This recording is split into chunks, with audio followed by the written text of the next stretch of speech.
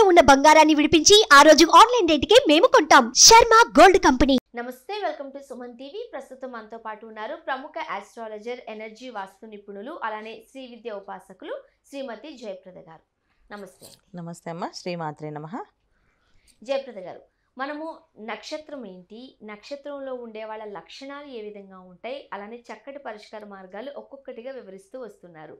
మరి ఇప్పుడు పునర్వసు నక్షత్రం గురించి మాట్లాడుకుందామండి. తప్పకుండా. పునర్వసు నక్షత్రం గలవారు అంటే యూజువల్గా ఎట్లా ఉంటారు, వాళ్ళ లక్షణాలు ఏంటి? తప్పకుండా.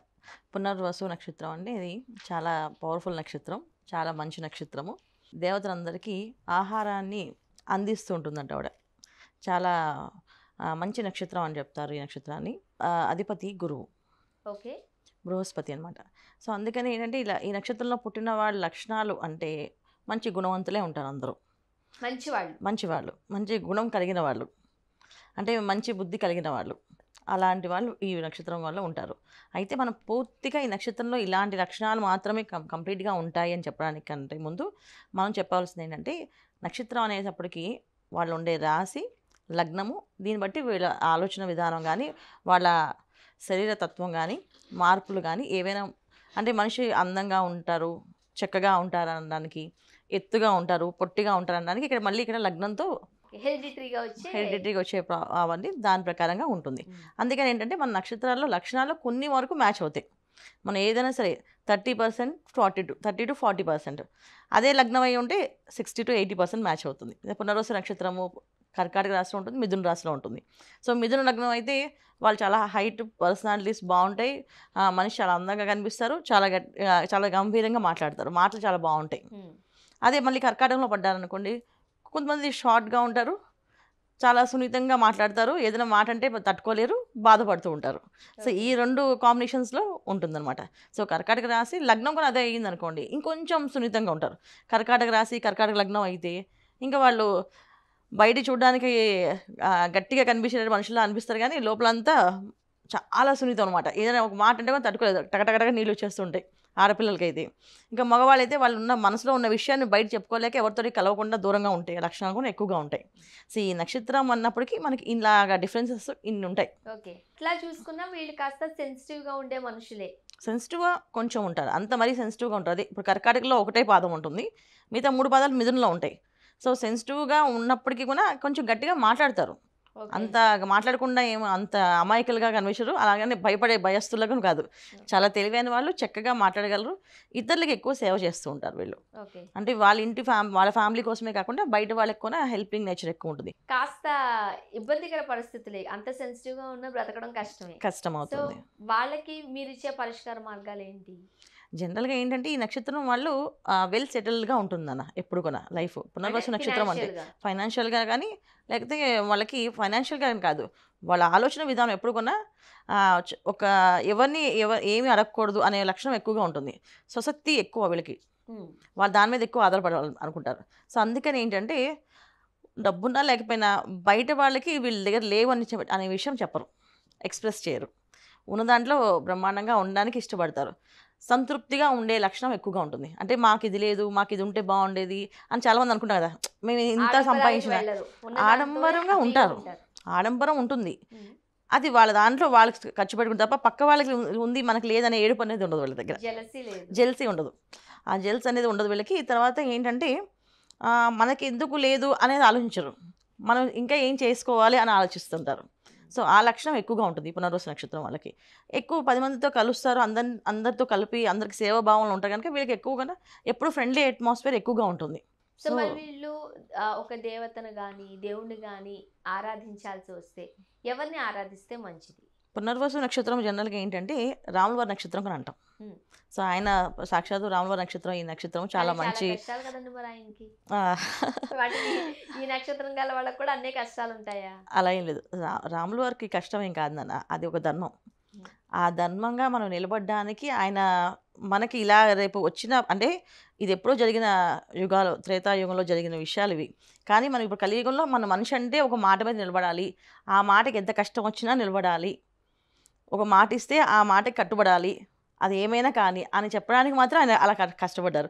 భగవంతుడి కష్టాలు ఏంటి అసలు? భగవంతుడి కష్టాలు కాదు. అంటే మనం ఇలా గట్టిగా ఉండాలి, ఒక మాట మీద నిలబడాలని అనే లక్షణం ఎక్కువగా చూపించడానికి మాత్రం మనకి అలాగా. సో రాముల వారి గురించి మాట్లాడుకుంటే ఒక రోజంతా పట్టేస్తుంది మనకి. ఈ నక్షత్రం వాళ్ళకి కష్టాలు ఏముండదు. వాళ్ళు ఏ విషయమైనా వాళ్ళు ఫ్రెండ్లీగా తీసుకుంటారు. ఓకే, ఈ పని ఇలా చేయాలి, ఈ విధంగా నేను చేసుకోవాలి అనుకుంటే తప్ప పక్క వాళ్ళకి ఉంది నాకెందుకు లేదని బాధపడరు. ఈ లక్షణం చాలా మంచి లక్షణం వీళ్ళకి. సో అందుకని వీళ్ళు భగవంతుడి ఆరాధన అనేది కొంతమంది చాలా తక్కువగా ఆరాధిస్తారు, కొంతమంది చాలా భక్తిపరులు అన్నమాట. ఎంత భక్తి అంటే అసలు వాళ్ళు పొద్దున్న లేస్తే దేవుడికి నమస్కారం చేయకుండా బయటికే వెళ్ళరు. ప్రతిదీ భగవంతుడు దేవుడా దేవుడా దేవుడా దేవుడు అంటూ ఉంటుంటారు. కొంతమంది అసలు భగవంతుడి మీద మనసులో ఉంటుంది తప్ప బయటికి కనిపించదు. ఈ విధంగా ఉంటుంది. సీతారాముల వారిలాగా ఉండాలి, మా ఫ్యామిలీ మా జంట ఎప్పుడు కలిసి ఉండాలి అనే భర్తను ఎక్కువగా గౌరవిస్తారు, భర్తకు ఎక్కువ రెస్పెక్ట్ ఇస్తుంటారు. ఇలాంటివన్నీ కూడా ఈ నక్షత్రం లక్షణాలు ఉన్నాయన్నమాట ఆడపిల్లల్లో. రాముల వారిని పూజిస్తే చాలా మంచిది, విష్ణు ఆరాధన చాలా మంచిది. సో అంటే జీవితాంతం లైఫ్ లాంగ్ చేయాల్సిన పరిష్కార మార్గాలు ఏమైనా ఉంటాయా? లైఫ్ లాంగ్ పరిష్కార మార్గాలు అంటే ఏం ఉండదు. వీళ్ళకి హెల్త్ విషయంలో వీళ్ళు కొంచెం జాగ్రత్తగా ఉండరు. సో హెల్త్ ఒక్కటి వీళ్ళకి ఎప్పుడు కూడా ఇబ్బంది పెడుతూ ఉంటుంది. ఆరోగ్య సమస్యలు అంటే ఎదురు వాళ్ళ సేవాభావాలు ఉంటుందా, టైంకి తినకపోవడం, టైంకి చేయకపోవడం, కొన్ని పనులు ఇన్రెగ్యులర్గా వీళ్ళు ప్రతి విషయాన్ని టేక్ ఇట్ గ్రాంటెడ్గా తీసుకోవడం, పర్లేదు చేద్దాంలే అనుకోవడం, దీనివల్ల హెల్త్ కొంచెం డిస్టర్బెన్స్ ఉంటుంది. ఆ హెల్త్ని జాగ్రత్తగా కాపాడుకోవాలి. టైం టు టైం తినడం కానీ, ఫుడ్ విషయంలో కానీ జాగ్రత్తగా ఉంటే చాలా మంచిది. వీళ్ళు ఫుడ్ చాలా బాగా వండుతారు. కొంతమందికి అయితే చాలా టేస్టీ ఫుడ్ కూడా ఉండగలరు వీళ్ళు. అలాగే ఫుడ్ పెట్టడం కూడా ఇష్టం వీళ్ళకి. కాకపోతే అది ఒక టైం ఉండదు. ఇప్పుడు ఎవరైనా 10 మంది ఇంటికి వచ్చారనుకోండి, వీళ్ళు విసుక్కోకుండా వెంటనే వాళ్ళకి ఫుడ్ ఆర్డర్ చేయడమో లేదా ఫుడ్ వండడమో ఇష్టపడతారు. ఫుడ్ పెట్టడం అంటే చాలా ఇష్టం అన్నమాట వీళ్ళకి. ఫుడ్ పెడుతూ ఉంటారు అనమాట. అందుకని కొంచెం టైమింగ్స్ ఇన్రెగ్యులర్ ఉంటుంది. హెల్త్ ఒక్కసారి జాగ్రత్తగా చూసుకోవాలి. ఇది మెయిన్ ఇంపార్టెంట్ వీళ్ళకి. తర్వాత వీళ్ళకి ఆర్థిక పరిస్థితి సామాన్యంగానే ఉంటుంది. చాలామందికి అంత హై ఉండరు, అందుకని లోగా ఉండరు, సామాన్యంగానే ఉంటుంది. ఏ విషయమైనా వాళ్ళు జాగ్రత్తగా, అన్ని విషయాలు జాగ్రత్త పర్లే వీళ్ళు. అంత మరీ డుబారా చేసుకునే మనుషులు ఏం కాదు, జాగ్రత్తగానే ఉంటారు ప్రతి విషయాన్ని. ఇంకొక విషయం ఏంటంటే వీళ్ళకి పిల్లలంటే చాలా ప్రేమ. ఫ్యామిలీతో పాటు పిల్లల్ని ఎక్కువ ప్రేమిస్తారు. చాలామంది అంటే భర్త కంటే పిల్లలు ఎక్కువ అన్నట్టు అంటారు కదా, అలా ఆడపిల్లలు అయితే పిల్లలకి ఎక్కువ ప్రయారిటీ ఇస్తుంటారు. అలాగే హస్బెండ్కి అంతే, పిల్లలు ఎక్కువ ప్రయారిటీ ఇస్తుంటారు. వైఫ్కి ఇచ్చినా పిల్లలకి ఎక్కువ ఇస్తుంటారు. ఇలాంటి లక్షణాలు ఎక్కువగా ఉంటాయి అన్నమాట. సో పిల్లలతో ముడిపడి వీళ్ళకి కొంచెం ఇబ్బందులు ఉంటాయి. పిల్లలు కొంచెం టెన్షన్ పడ్డాం, ఎప్పుడు బాధపడ్డాం అని ఉంటుంది. సో వీళ్ళు ఎక్కువ ఏంటంటే మంచిగా మెడిటేషన్, యోగా చేస్తూ వాళ్ళని టైం టు టైం వీళ్ళు ఫుడ్ తీసుకోవడం చేయడం వల్ల వీళ్ళ ఆరోగ్య సమస్య రాకుండా ఉంటుంది. పెద్ద సమస్య అనేది ఏంటంటే ఒకేసారి వస్తుంది వీళ్ళకి ఆరోగ్య సమస్య, అనారోగ్య సమస్య. అది అంటే కర్కాటకం అంటే ఉదరం అంటాము, మిథునం అంటే బాహువులు అంటాం. సో అంటే ఎప్పుడైనా వీళ్ళకి వస్తే ఏమవుతుందంటే బ్యాక్ పెయిన్స్ సంబంధించింది కానీ, తర్వాత వీళ్ళకి గ్యాస్ట్రిక్ సంబంధించిన ప్రాబ్లం కానీ ఇలాంటివి వచ్చే అవకాశం ఉంది. ఇలా రావడం వల్ల ఏమవుతుంది అంటే ఒకసారి హాస్పిటల్కి వెళ్ళామంటే ఇంక మళ్ళీ తిరిగి వచ్చే అంత అవకాశం ఉండదు. ఇప్పుడు కొన్ని సందర్భాలలో ఈ క్షేత్రానికి వెళ్ళాము, దర్శించుకొని వచ్చాము, మాకు మంచి జరిగింది, మళ్ళీ రిపీటెడ్గా ఈ కష్టాలు మాకు ఉండవు అని అంటూ ఉంటారు. మరి ముఖ్యంగా పునర్వసు నక్షత్రం వాళ్ళు ఏ క్షేత్రాన్ని దర్శించుకుంటే మంచిదంటారు? భద్రాచలం క్షేత్రం, రాముల వారి క్షేత్రం. ఆ క్షేత్రం చాలా విశేషమైన ఫలితం వస్తుంది, చాలా బాగుంటుంది. ఎప్పుడు వెళ్ళి అక్కడ నిద్ర చేయడం ఉండడం వల్ల బాగుంటుంది. వీళ్ళు ఎక్కువ మెడిటేషన్, టైం మెయింటైన్ చేయడం, ఫుడ్ విషయంలో వీళ్ళు కొంచెం టైం మెయింటైన్ చేసుకుంటే అనారోగ్య సమస్య పడకుండా ఉంటారు. ఇప్పుడు ఆరోగ్య సమస్య ఉండడం వేరు, అనారోగ్య సమస్య అంటే బాగా పెద్దగా రావడం ఇబ్బంది వేరు. వీళ్ళు చాలా పెద్దగా ఒకసారి ఇబ్బంది పెట్టి మనుషుల్ని చాలా ఇబ్బంది పెడుతుంది. అంటే అప్పుడు చుట్టూ ఉండే వాళ్ళందరూ కూడా ఏం చేసే పరిస్థితి ఉండదు, అలాంటి పరిస్థితి వెళ్తారు. జాగ్రత్త చర్యలు తీసుకోవాలి. సో సాధారణంగా పునర్వసు నక్షత్రం వాళ్ళ లక్కీ నంబర్ ఏంటి?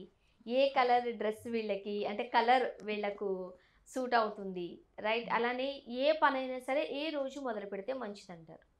వీళ్ళకి ఏ పనైనా గురువారం మంచి కలిసి వస్తుంది అన్న పునర్వసు నక్షత్రం. ఎందుకంటే గురువు అధిపతి ఆ నక్షత్రానికి. సో గురువారం వీళ్ళకి బాగా కలిసి వస్తుంది. 3 నెంబర్ వీళ్ళ లక్కీ నెంబర్ ఉంటుంది. అండ్ 3 అండ్ తర్వాత 5 నెంబర్ కూడా వీళ్ళ లక్కీ నెంబరే. 3 and 5 వాడుకోవచ్చు. కలర్ వచ్చేసి గోల్డ్ కలరు, క్రీమ్ కలరు, తర్వాత లైట్ కనకాంబరం కలర్ అంటాం.